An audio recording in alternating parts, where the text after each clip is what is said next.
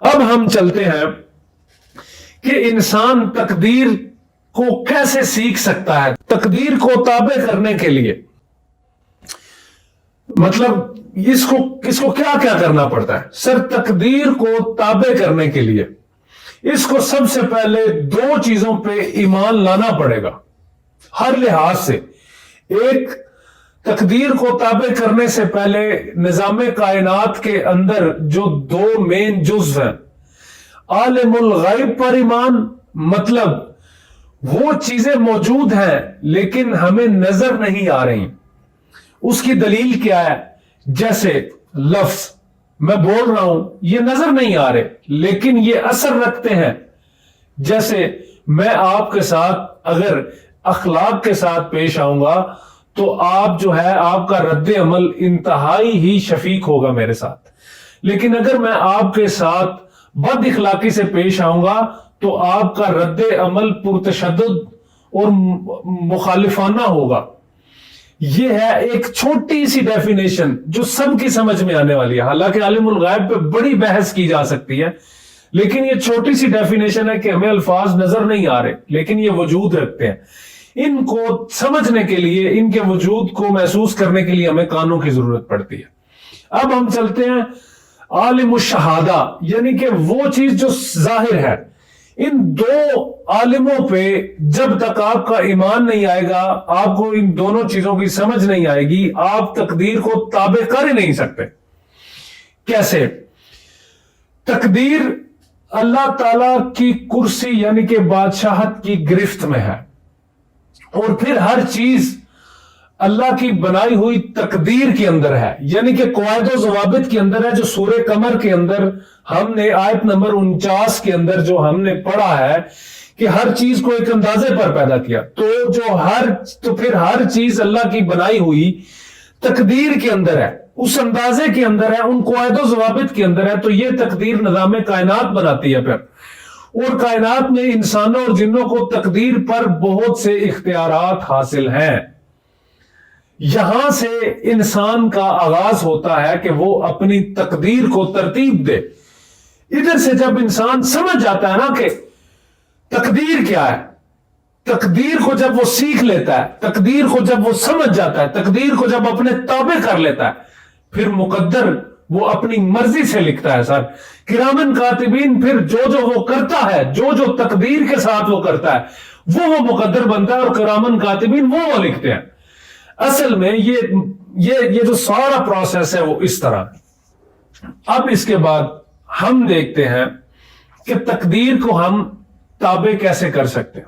تقدیر کو تابع کرنے کے لیے سب سے پہلے ہمیں اللہ پاک نے بہت بڑا اختیار دیا ہوا ہے.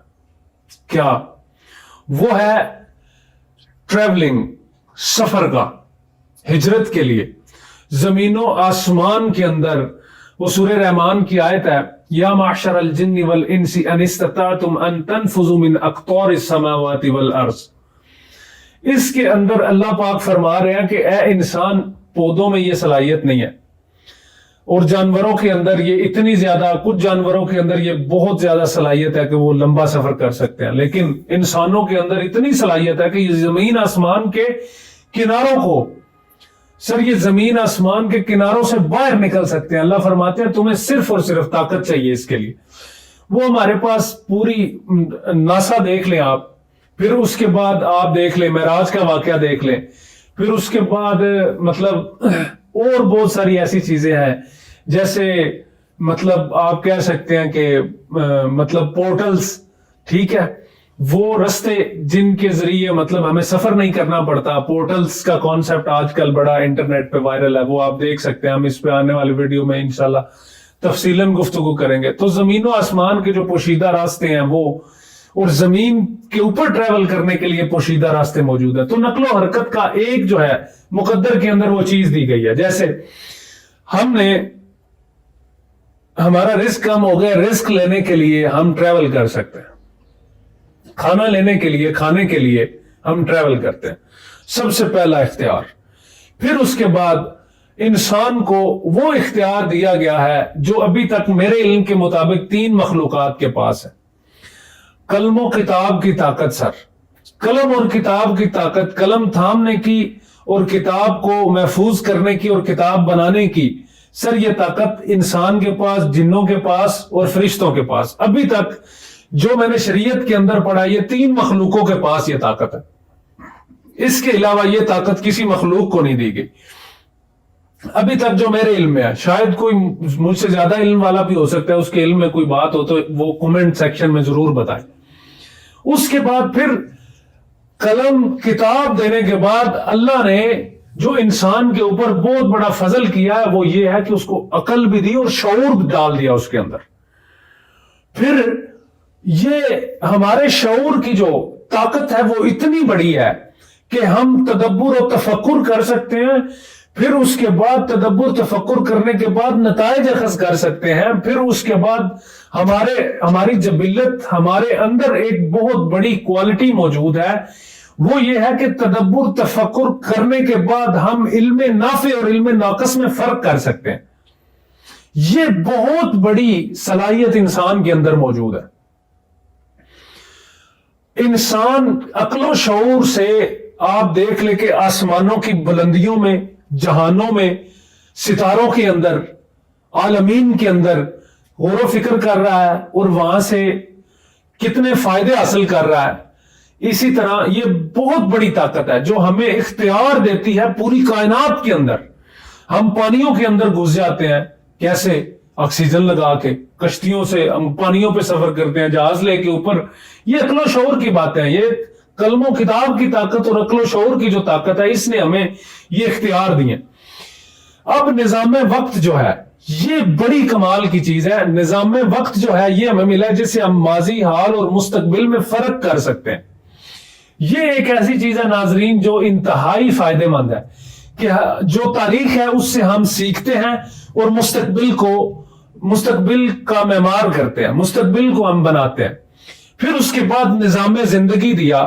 نظام زندگی میں کیا چیزیں آتی ہیں؟ ایک انفرادی زندگی کیسی ہونی چاہیے، معاشرتی زندگی، علاقائی زندگی اور ریاستی زندگی. پھر اس کے بعد دنیاوی زندگی اور آخرت کی زندگی. ان ساری جو نظام زندگی ہے کہ اس کے متعلق ہمیں قرآن پاک میں علم ملتا ہے. پھر اس کے بعد ہمیں علم ملنے کے بعد پھر ہم تجربات حاصل کرتے ہیں، تجربات سیکھتے ہیں، تجربات سے ہم سیکھنے کی کوشش کرتے ہیں. تو اس سے کیا ہوتا ہے؟ اب جب یہ ساری چیزیں ملتی ہیں نا، ساری چیزیں، تو کیا ہوتا ہے؟ عقل و شعور اب عالم الغیب کو جب آپ سمجھنے کی کوشش کریں گے اس کے لیے عقل و شعور، تدبر و تفکر کی ضرورت ہے. جیسے جراثیم ہمیں نظر نہیں آتے، ٹھیک ہے، وہ غائب کے اندر ہے، لیکن جب ہم کوئی ایسے آلہ استعمال کرتے ہیں، جیسے الفاظ کو سننے کے لیے کان، لیکن وہ ہمیں نظر نہیں آتے، لیکن کان سے ہم ان کے وجود کو محسوس کر سکتے ہیں.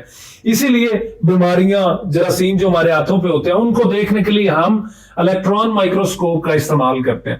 تو عالم الغیب کا مطلب یہ ہے کہ وہ چیزیں موجود ہیں لیکن صرف ہمیں ان کو محسوس کرنے کے لیے جو آلے درکار ہیں اگر ہم وہ بنا لیں تو ہم بہت ساری، جہاں تک اللہ نے انسان کو اختیار دیا ہے وہاں تک عالم الغیب کے اندر بھی یہ جھانک سکتا ہے. اب اس کے بعد آتے ہیں کہ جو 4 چیزیں فرشتہ جب انسان ماں کے پیٹ کے اندر مکمل ہو چکا ہوتا ہے تو اس کے اندر جان ڈالنے والی ہوتی ہے، تو وہ فرشتے کو جو انسان کا جو مقدر اللہ پاک لکھواتے ہیں کہ یہ اپنا مقدر بنائے گا، جو یہ مقدر اپنا بنائے گا نا اپنی ساری زندگی گزارنے کے بعد، وَلَنَبْلُوَنَّكُمْ بِشَيْءٍ مِّنَ الْخَوْفِ وَالْجُوعِ وَنَقْصٍ مِّنَ الْأَمْوَالِ وَالْأَنفُسِ وَالثَّمَرَاتِ کے بعد فَإِذَا عَزَمْتَ فَتَوَكَّلْ عَلَى اللَّهِ إِنَّ اللَّهَ يُحِبُّ الْمُتَوَكِّلِينَ. سر پھر اس کے بعد یہ خُدًى لِّلْمُتَّقِينَ کے جو معاملات کرے گا، ٹھیک ہے، پھر کرامن کاتبین جو اس کی چیزیں لکھیں گے. یہ سارے معاملات توکل کرنے کے بعد، صبر کرنے کے بعد، امتحانات سے گزرنے کے بعد یہ جو کرے گا نا، جو اس کی جبلت ہے، جو چیز ہے، یہ ساری کی ساری مطلب اللہ پاک جو مقدر لکھواتے ہیں اس میں رزق ہوتا ہے. سر آپ دیکھیں کہ آپ اللہ نے پھر کہا کہ اس رزق کے اندر اللہ نے جو اختیارات دیے وہ کیا ہے. اگر آپ سمجھتے ہیں آپ کا رزق کم ہے تو اللہ نے اس کا سولوشن بتایا, آپ صدقہ کریں. آپ صدقہ کریں, آپ کو اللہ مصیبتوں سے بچائے گا. صدقہ کرنے سے عمر میں اضافہ ہوتا ہے, صدقہ کرنے سے آپ مصیبتوں سے بچتے ہیں, صدقہ کرنے سے آپ کے رزق میں اضافہ ہوتا ہے. پھر اس کے بعد دوسری چیز کہ آپ جب صفائی کا خیال رکھتے ہیں تو کیا ہوتا ہے سر, آپ جب صفائی کا خیال رکھتے ہیں تو اس کی وجہ سے کیا ہوتا ہے کہ آپ کی زندگی جو ہے, جو دوسرا پہلو ہے کہ سب سے پہلا پہلو کیا لکھتے ہیں, وہ رزق لکھتے ہیں, پھر زندگی اور موت لکھتے ہیں. اس کے اندر کیا کرتے ہیں وہ کہ صفائی اور پاکیزہ غذا اور جو اچھا ماحول ہوتا ہے. جن جن قوموں کے پاس ہے وہاں پہ عمر زیادہ ہے, اور جن قوموں کے پاس یہ سہولیات نہیں ہے ان قوموں کی عمر کم ہے ان قوموں کی نسبت کے جن کے پاس صفائی, جسمانی, پاکیزہ غذا اور صاف ستھرا ماحول ہے, ان کے پاس عمر زیادہ ہے.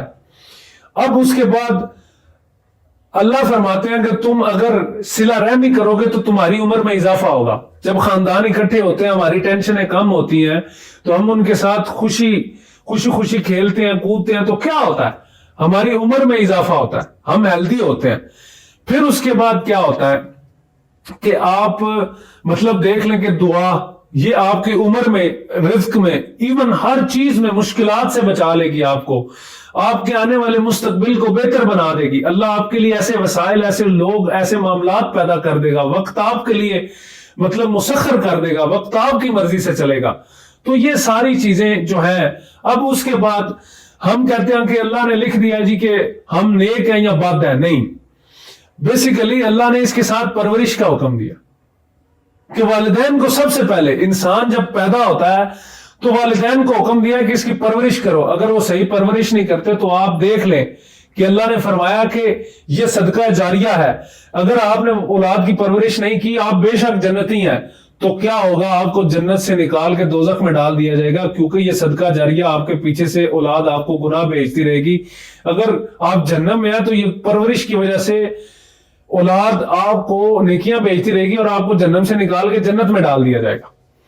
تو یہ سارے اختیارات, مرد اور عورت ہونا, اب اس کے اوپر ایک نئی سائنس نے ریسرچ کیا. آپ دیکھ لیں ایک عمل ہے جس کے ذریعے اب جینڈر بھی انسان خود تعین کرے گا کہ میرا آنے والا بیٹا یا بیٹی, اس کا مطلب جنس کیا ہو, یہ بھی انسان کی پہنچ میں. تو اب آپ ان ساری باتوں سے اندازہ لگا لیں کہ انسان کو اللہ نے کون کون سے اختیارات دیے. آخر میں ایک شعر جو ہے وہ میں آپ کی خدمت میں عرض کرنا چاہتا ہوں. وہ شعر یہ ہے کہ محمد سے وفا تو نے تو ہم تیرے ہیں, یہ جہاں چیز ہے کیا لوہو قلم تیرے ہیں. لوہو قلم میں اللہ نے وہ لکھا جو انسان اپنا مقدر خود بنائے گا. اللہ کی یہ طاقت ہے, پاور ہے کہ ان کو پہلے سے ادراک ہے کہ یہ انسان زمین پہ جا کے کیا کرے گا. تو یہ ساری کہانی ہے مقدر کی. تو میری آپ سے گزارش ہے کہ آپ ہمارے چینل کو سبسکرائب کریں. ہم آپ کے لیے بڑی محنت سے یہ ویڈیو بناتے ہیں تاکہ دین کا کام کریں. تو یہ دین کے کام کو آگے پھیلانا یہ آپ کا فرض ہے اور آپ تک پہنچانا میرا فرض ہے. تو لہٰذا ہمارے چینل کو سبسکرائب کریں, شیئر کریں, لائک کریں, کومنٹ کریں تاکہ ہم آپ تک اور زیادہ جوش و جذبے کے ساتھ یہ باتیں پہنچائیں. تو آخر میں بات وہی ہے کہ میں آپ کی دعاؤں کا قدردان, آپ کا میزبان ذوالقرنین حیدر, آپ سے اگلی ویڈیو تک اجازت چاہتا ہوں. اللہ نگہبان.